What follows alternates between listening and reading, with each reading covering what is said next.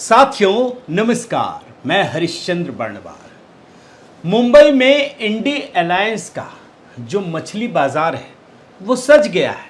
मछली बाजार क्यों कह रहा हूं ये आपको आगे दिख जाएगा, लेकिन हर किसी ने अपनी अपनी दुकान सजा ली है। लेकिन इस कहानी को जानने से पहले दोस्तों आपको एक रियल वाला किस्सा सुनाता हूं। ये जो किस्सा है ना, ये चांद का है। अभी चंद्रयान 3 गया तो जानते ही हैं कितनी नूरा कुश्ती हुई। तो चांद पर जमीन खरीदने की होड़ लग चुकी है। जी हाँ, कभी कभी होड़ लगती है, फिर शांत हो जाती है और फिर होड़ लग जाती है। और इस बार तो चंद्रयान 3 के पहुंचने से पहले ही कई लोगों ने चांद पर जमीन खरीद ली थी। यानी चांद के जिस दक्षिणी ध्रुव पर पहली बार भारत का सैटेलाइट उतरा या लैंडर उतरा, जहां बाकियों के सैटेलाइट के उतरने की गारंटी भी नहीं है, ये बात समझ लीजिए, वहां पर भी जमीन खरीद ली गई है।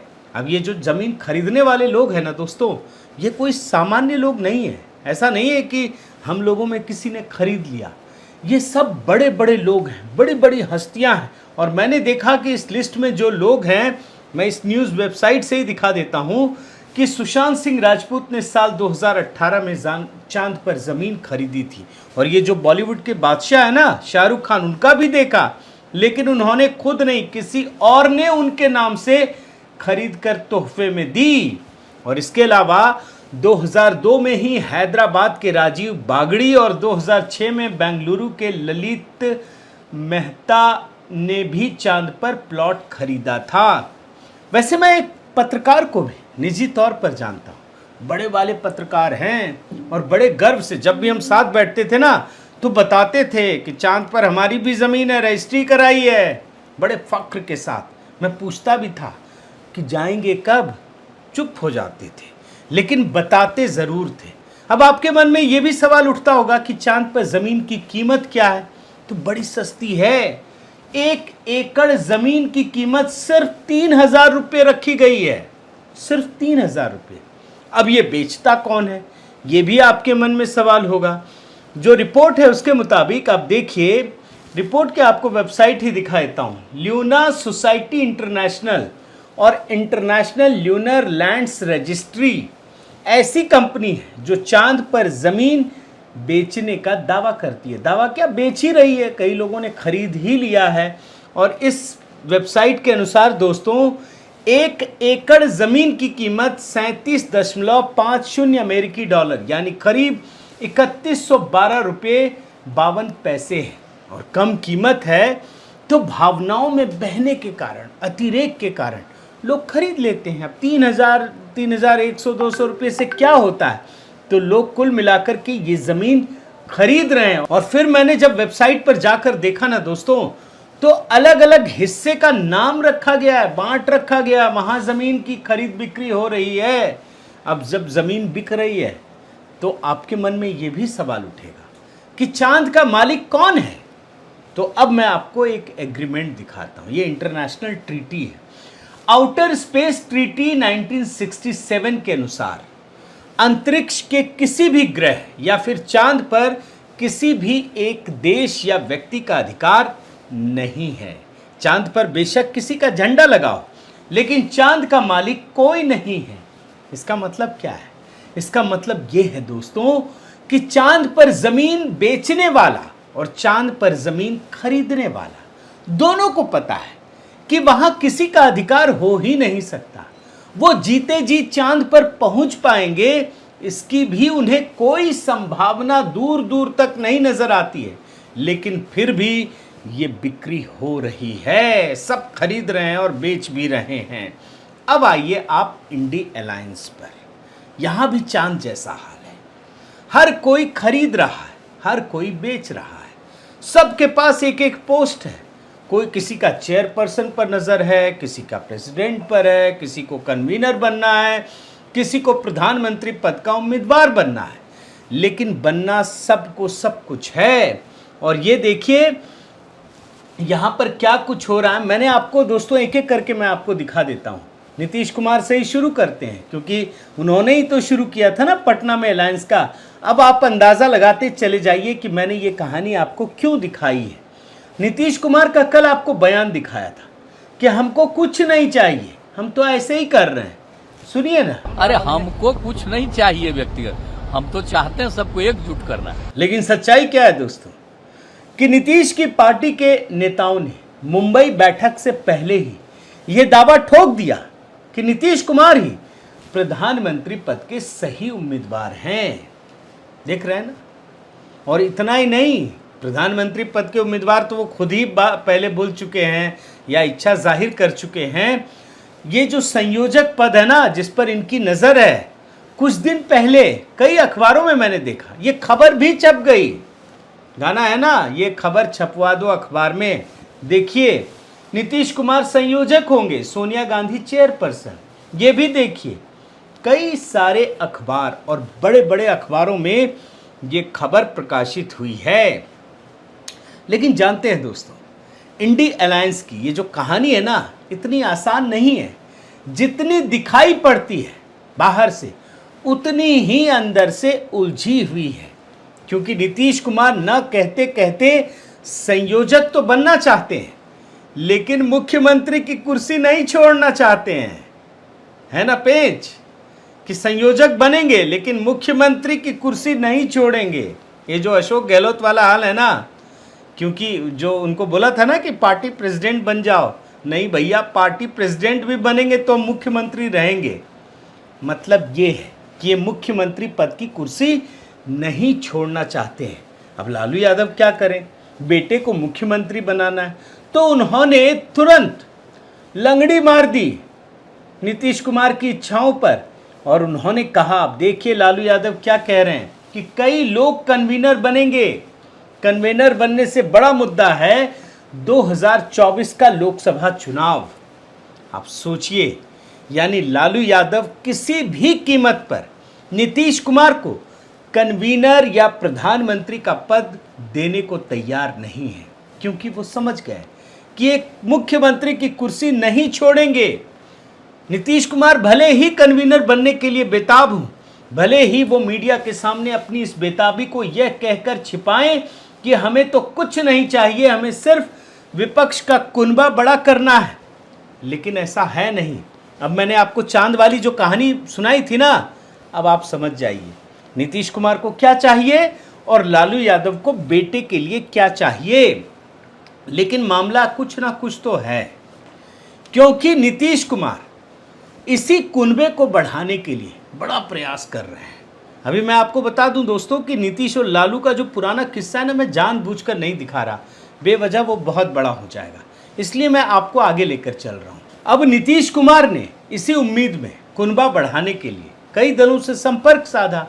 पता चल गया कि एक दल तो मायावती का भी है, लेकिन मायावती ने साफ कर दिया दोस्तों कि मैं आऊंगी, वो आएंगी, लेकिन उससे पहले ये सुनिश्चित कर लेना चाहती हैं कि उत्तर प्रदेश की 40 सीटें मायावती को ही मिलनी चाहिए और तभी वो आएंगी। जैसे केजरीवाल जी ने शर्त थोप दी थी ना कि आपको दिल्ली सेवा बिल पर साथ देना पड़ेगा, नहीं तो नहीं आएंगे, फिर क्या फ़ायदा।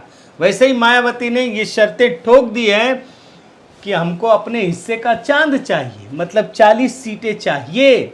वैसे अच्छी बात यह है दोस्तों कि मायावती इस प्रकार की राजनीति नहीं करती है, जो झोल वाली राजनीति है, कहेंगी कुछ करेंगी कुछ।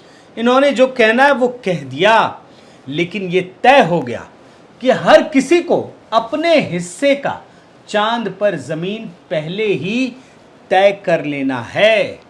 अब आपको मैं केजरीवाल पर लेकर आता हूँ। उनको तो वैसे भी कोई पूछ नहीं रहा है, वो भी जबकि प्रधानमंत्री पद के उम्मीदवार थे, और इसीलिए उन्होंने भी एक दांव चल दिया। मैं आपको कई स्टोरी दिखा चुका हूं दोस्तों कि उनकी पार्टी ने मध्य प्रदेश, छत्तीसगढ़, यहां तो दावा ठोका ही, खुद केजरीवाल गए दोनों जगह, चुनावी प्रचार को संबोधित किया, सभाओं को, और उसके बाद अब ये भी दावा ठोक दिया कि बिहार की सभी सीटों पर चुनाव लड़ेंगे, और इस पर अलग से मैं आपको वीडियो दिखा चुका हूं। तो ये है अरविंद केजरीवाल की चाल, मतलब उनको भी अपने हिस्से की हिस्सेदारी, मतलब चांद पर जो जगह है ना, जो उन्होंने देख रखा है, वही चाहिए। लेकिन केजरीवाल उतने बुरे नहीं हैं। अब मैं ये बात क्यों कह रहा हूँ, किस संदर्भ में कह रहा हूँ, आप पकड़ने की कोशिश कीजिए जितना लोग समझते हैं, क्योंकि ये हिसाब किताब लेकर आए हैं, बड़ा क्लियर कट है। और क्या हिसाब किताब है कि कांग्रेस दिल्ली और पंजाब छोड़ दे तो अरविंद केजरीवाल वाले जो हैं वो राजस्थान और मध्य प्रदेश की तरफ देखेंगे भी नहीं। मतलब अगर भूल चुक से आंख चली भी जाए ना तो बता देंगे हम काने हैं, दिखा नहीं हमें। मतलब आप समझ रहे हैं ना कैसी सौदेबाजी हो रही है। सबको अपने अपने हिस्से का चांद चाहिए। अखिलेश यादव का भी बता देता हूं, बड़ा दिलचस्प है दोस्तों। मुंबई जाने से पहले ही इन लोगों ने ये सब काम किया है। आपको आश्चर्य होगा कि ये हो क्या रहा है, किस तरीके से लड़ रहे हैं। अब देखिए अखिलेश यादव का, इनका चांद का हिस्सा कौन सा है, इनको कोई भाव नहीं दे रहा है। तो इन्होंने जानते हैं मध्य प्रदेश में कांग्रेस का खेल बिगाड़ने का ऐलान कर रखा है। अखिलेश यादव क्या कहा है देखिए कि मध्य प्रदेश में भी हम लड़ेंगे, यहाँ भी एक हमारा वर्ग बहुत है, यादव लोग बहुत रहते हैं। क्यों? क्योंकि उत्तर प्रदेश छोड़ दो। अगर उत्तर प्रदेश नहीं छोड़ोगे तो हम तुम्हारा खेल भी जाकर बिगाड़ेंगे। अब देखिए ये जुटने का खेल है या बिगाड़ने का खेल है एक दूसरे का, आप सोचिए।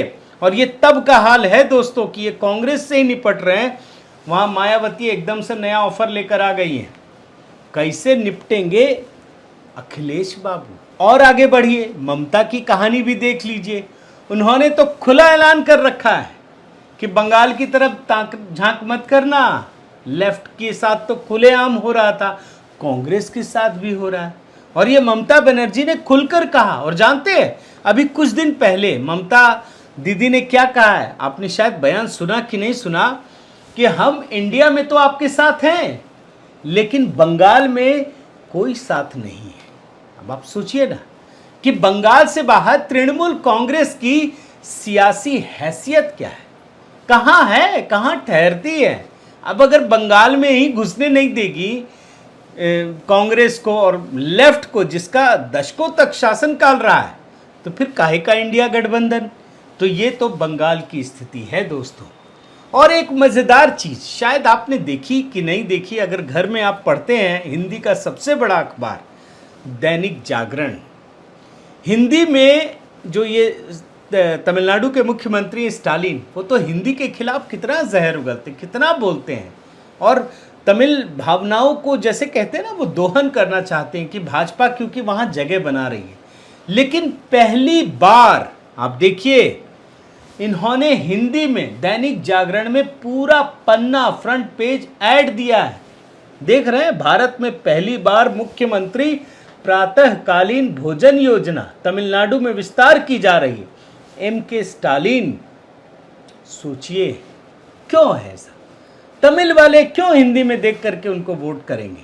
कहीं ऐसा तो नहीं कि स्टालिन ने भी मध्य प्रदेश, राजस्थान, छत्तीसगढ़ में चुनाव लड़ने का मन बना लिया हो कांग्रेस का खेल बिगाड़ने के लिए कि इधर मत देखना नहीं तो हम उधर चले आएंगे।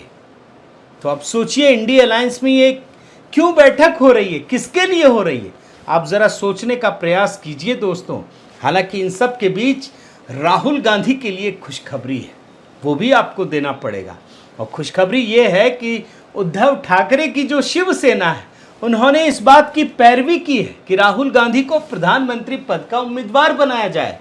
अभी मैंने आपको दिखाया था कि कुछ लोग चांद पर शाहरुख खान के नाम से ज़मीन खरीदकर उनको गिफ्ट कर दिया। और यहाँ पर यही हो रहा है, उद्धव ठाकरे ने राहुल गांधी के लिए पैरवी की है कि इनको प्रधानमंत्री बनना चाहिए। और ये उद्धव ठाकरे की कहानी तो आप जानते हैं ना। बाला साहब ठाकरे ने सोनिया गांधी, राहुल गांधी या कांग्रेस के लिए किस किस प्रकार की बातें कही हैं, आप सुन लेंगे और ये वाला देख लेंगे तो लोगों के होश उड़ जाएंगे। मुझे तो समझ में नहीं आता ये उद्धव ठाकरे अपने कार्यकर्ताओं को कैसे समझाएंगे, कैसे मनाएंगे उस गांधी परिवार के लिए कि तुम हमें इसलिए वोट दो क्योंकि हम राहुल गांधी को वो सब बनाएंगे। अब इतनी सारी खबरें देखने के बाद और दिखाने के बाद आपके लिए एक खबर लेकर आया हूं दोस्तों, पढ़िएगा ज़रूर, तभी आपको समझ में आएगा। अब देखिए ना क्या लिखा है, एक झंडा और 450 सीटों पर एक ही उम्मीदवार। बताइए क्या छपा है।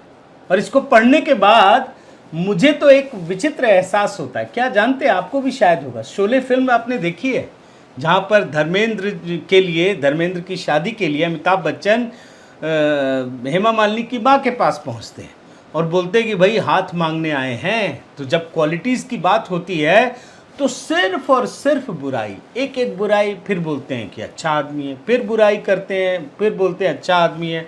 मतलब तमाम बुराइयों को गिनाने के बाद भी कहते हैं कि भला आदमी है। तो उसको देखकर जो अनुभूति होती है ना, वही यहाँ पे इस खबर को देखने के बाद होती है।